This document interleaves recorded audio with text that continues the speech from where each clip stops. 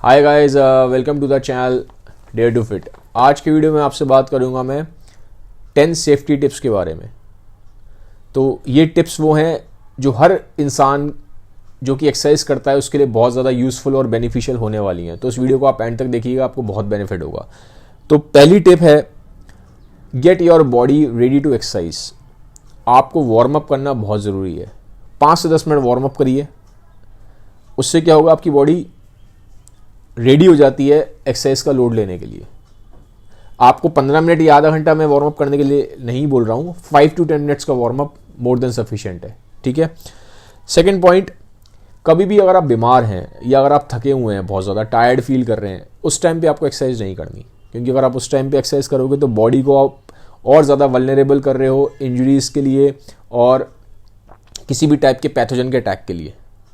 तो ये थोड़ा सा आपको ध्यान रखना है कि अगर आप बीमार हो और अगर आप थके हुए हो उस टाइम पे आपको एक्सरसाइज नहीं करनी। ज़्यादा टायर्ड हो तो एक्सरसाइज नहीं करनी। थर्ड पॉइंट, एक्सरसाइज के एरिया को आपको साफ रखना है।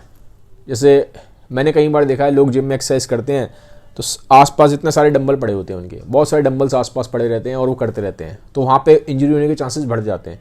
तो एक्सरसाइज एरिया को थोड़ा सा क्लटर फ्री रखो, बहुत ज़्यादा वहाँ पे सारा सामान मत बिखेर दो। ठीक है, तो इस चीज़ को ध्यान रखना है। फोर्थ पॉइंट है, प्रॉपर फॉर्म एंड टेक्निक को आपको फॉलो करना है।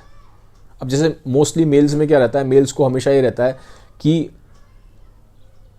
हैवी से हैवी वेट उठाएं, जितना हैवी उठा सकते हैं उठाएं। तो अब कभी कभी उस मैडनेस के चक्कर में फॉर्म एंड टेक्निक आप गड़बड़ कर देते हो। वो चीज़ ठीक नहीं है। अगर आपकी फॉर्म एंड टेक्निक ठीक नहीं है तो आपको इंजरी होने के चांसेस बढ़ेंगे और जो आपको रिजल्ट्स मिलने चाहिए थे वो आपको रिजल्ट्स नहीं मिलेंगे। ठीक है, तो कोई भी एक्सरसाइज करते हो तो सबसे पहली चीज़, सबसे it is of Paramount importance, वो है कि you should follow proper form and technique. आपकी फॉर्म एंड टेक्निक बहुत क्रूशल है। ठीक है, तो इस चीज़ का ध्यान रखना है। फिर कुछ आपके पास कुछ गोल्स होने चाहिए। रैंडमली जाके आपने 1 या 2 दिन एक्सरसाइज कर ली, इट मेक सेंस कि आपका मन नहीं कर रहा तो आप रैंडमली आके कर सकते हो।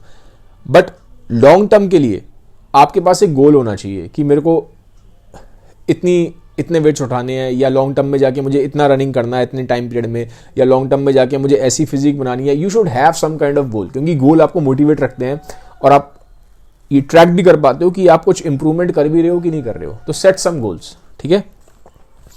फिर प्रोसीड सेंसिबली, 6th पॉइंट है, प्रोसीड सेंसिबली। अब क्या मतलब है इसका, जैसे मैंने पर्सनली बहुत फील किया है, जो बिगिनर्स होते हैं वो एकदम से जाके हैवी वेट करना स्टार्ट कर देंगे, जो उनकी बॉडी के लिए रिस्की भी हो सकता है और उनको इंजरी होने के चांसेस बढ़ सकते हैं। और कई बार बिगिनर्स क्या करते हैं, जाते एकदम से ट्रेडमिल पर रनिंग करना स्टार्ट कर देते हैं। तो ये क्या है, ये सब चीज़ें आपके लिए रिस्की हैं और इसमें आपको इंजरी हो सकती है। तो आपको सेंसिबली ग्रेजुअली प्रोग्रेस करना है। You have to understand fitness take years to build. सालों लगते हैं फिटनेस को बनाने में। तो एकदम से जाते ही जिम में हैवी वेट उठाना, एकदम से जाते ही जिम में रनिंग करना स्टार्ट कर देना, ये गलत है। पहले आप देखो कि करंट लेवल की आपकी फिटनेस क्या है, तो उसके अकॉर्डिंग आप ग्रेजुअली प्रोग्रेस करो। ठीक है, एकदम से जाके वन गो में सब कुछ मत करना स्टार्ट करो। Have some patience. तो proceed sensibly. 7th point,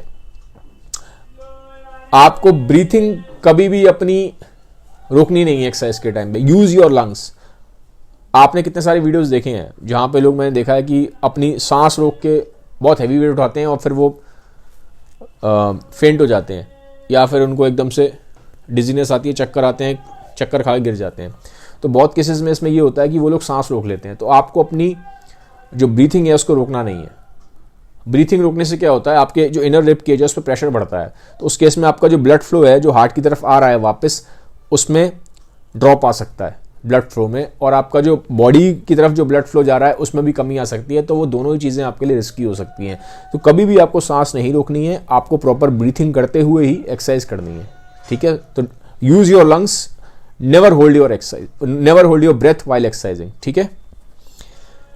8th point है, बॉडी के सिग्नल्स को इग्नोर मत करना।